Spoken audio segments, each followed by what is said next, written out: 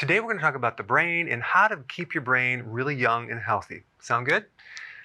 Okay, so the raw material of the brain, which basically makes up the structure, a good portion of it is something called DHA. This is an omega-3 fatty acid.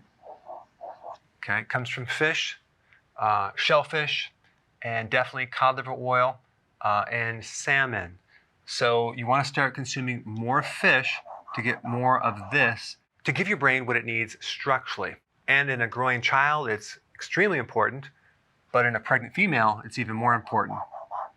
Now, the fuel that the brain prefers is ketones, way over glucose. It does need a certain amount of glucose, but don't worry about that because your body can make glucose from ketones and from fat and from protein. So we don't need to consume glucose to feed our brain. It prefers ketones. If you have glucose and ketones in the blood, the brain will always take ketones first. So if you're transitioning to ketosis, and let's say you have, insulin resistance, or you're pre-diabetic or you're diabetic and it takes longer, you can add MCT oil to beef up, no pun intended, your ketones, to basically get more ketones in your brain, and your brain will be happier. You'll have more energy. So let's talk about the different ways your brain can become damaged. One way is to deprive it of magnesium. Now, when you have a subclinical magnesium deficiency, maybe you don't consume enough vegetables or food with magnesium, the energy that's generated in little factories called mitochondria in your neurons are going to be deprived. And you're going to lose the quantity and the density of these synapses, okay? So magnesium is really, really important. There's a type of magnesium that works way better for the brain than other types of magnesium. Magnesium L-threonate. This magnesium has a special quality of penetrating the blood-brain barrier, going in there and restoring these synapses and increasing the density of them. And it's great for increasing memory, cognitive function, learning, and extending your sleep a little longer as well. But don't forget to consume the green foods. And I'm not talking about lime green jello or pistachio ice cream. I'm talking about vegetables. Okay, now iron is a very toxic mineral for the brain and for the liver and for the heart if it's in excess amounts. It's very corrosive. It oxidizes the brain. If you find that you have high iron, it's a good idea to get tested. EDTA, it's a chelator, will help remove the excess. Just make sure you don't keep putting it back in by consuming certain supplements with a lot of iron. I'm going to put a link down below with more information on this specifically. If you haven't seen my video on iron, it's really important. Okay, next thing is atrophy of the brain. If you have insulin resistance or you're pre-diabetic or you're diabetic, what's going to happen over time, the brain is going to have atrophy. It's going to shrink. And that's going to create a lot of problems with your cognitive function. To help mitigate that or reverse that, you want to do ketosis. How do you do ketosis? You drop your carbs and you do intermittent fasting. Real simple. Now, certain parts of the brain have the capacity to grow new neurons. Thank goodness the parts of the brain that are involved with memory can regenerate. So to get new brain cells, intermittent fasting is probably the most important thing. And also regular, consistent exercise can also help with that. And it will also increase this other thing called BDNF, brain-derived neurotrophic factor, which is like Miracle-Gro for your brain. And these are the two triggers. There's other triggers as well. Okay, zinc, very important in preventing something called amyloid plaquing. That's involved in Alzheimer's. So this is kind of a type of protein that accumulates in this area right here of the synapses, and it interferes with the communication between the brain, and you start getting dementia. So zinc is very, very important in preventing this.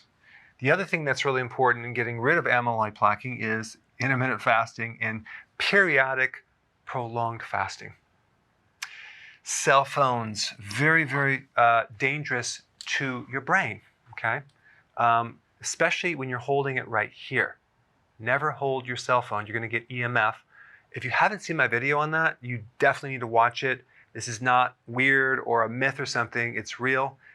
I put a link down below, but do not touch the cell phone to your skull while you're talking like this. Hold it out here or have it on speakerphone, and definitely don't use the Bluetooth. I talk more about it in my video. And there's a couple things that can counter EMF radiation. Niacin at 50 milligrams per day would be good. Also, intermittent fasting is very beneficial.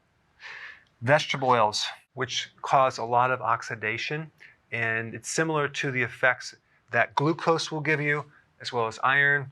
So do not consume corn oil, canola, cottonseed, and soy oil. Instead, olive oil is much better.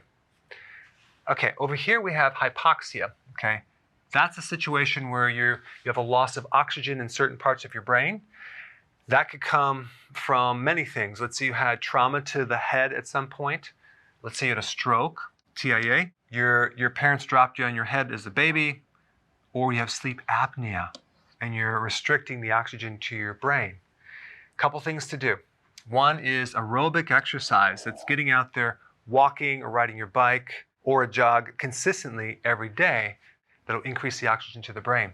The other thing that's really hot is this hyperbaric oxygen therapy. I'm going to put a link down below, but hyperbaric oxygen therapy has some serious hardcore research behind it. It's extremely effective, and you'll definitely want to know more about it, especially if you wanted to fix this right here. You're basically put in a container, and the oxygen is increased to nearly 100%. Normally, the air that you breathe, it's like 21% oxygen. Well, in a hyperbaric chamber, they're going to increase it close to 100%. And with all the pressure involved, it's going to force oxygen into your lungs, into your blood cells, and through the entire tissues, up into the brain. So if there's any areas of damaged or pockets of hypoxia or ischemia, which is a lack of oxygen, it'll feed that and help heal those tissues. They use it for many, many conditions, but it's great for your brain. Next thing is ketones. Running your body on ketones will increase the O2 and decrease the CO2. Now there's another condition which I believe many people have a subclinical version of this, but it's called Wernicke-Korsakoff. This is a B1 deficiency. It's going to affect your memory, especially in the development of new memories. It's going to affect your gait eventually. It can bring you to apathy, affect your vision, and sleep apnea. Simple B1. A lot of people are deficient in B1 and they don't even know it. Why are people deficient in B1? Simply because it's involved in the energy factory, mitochondria of the cell, when you're dealing with glucose. So if you're doing glucose or refined carbohydrates or sugar, you're going to burn up your B1 very fast and you're going to create a deficiency. So glucose, high fructose corn syrup, alcohol, white rice will just burn this up and start to develop these conditions right here. There's a lot of other conditions that a deficiency of B1 can create as well. I put a link down below in the description of a talk I did on B1 at the summit in 2018. If you haven't seen that, that's a really good presentation. Now, when you're deficient in iodine, okay, it can affect your IQ. So if you'd like to keep your IQ up, iodine is the answer. All right, selenium. If you're deficient, you can have mercury toxicity, because what happens is if there's too much mercury in the brain, it can lock up the selenium, and that's involved in the antioxidant network, glutathione, for example, and then you're deficient in that, and now you can't really get rid of all the free radicals and the oxidation. So selenium is very, very important. And then vitamin D, which most people are deficient in that as well. If you're low in vitamin D, you're going to have way more inflammation than you want of the brain as well. Also, you're not going to have good sleep. So vitamin D is good for that. So how could you kind of condense all this data into 5 things? Here we go. Shellfish will give you zinc, copper, iodine, selenium, and DHA. Also, if you add in there other fish, fatty fish, halibut, salmon, and also cod liver oil, you're going to get enough DHA as well. The sun, okay, get more sun, get more vitamin D. It's virtually impossible to get your vitamin D from food. So you have to get it from sun or just take it. Greens, dark leafy greens, folate, magnesium, potassium. Keto, that's a given. Intermittent fasting, vital. And regular exercise. There you have it. This is the summary right here. Thanks for watching.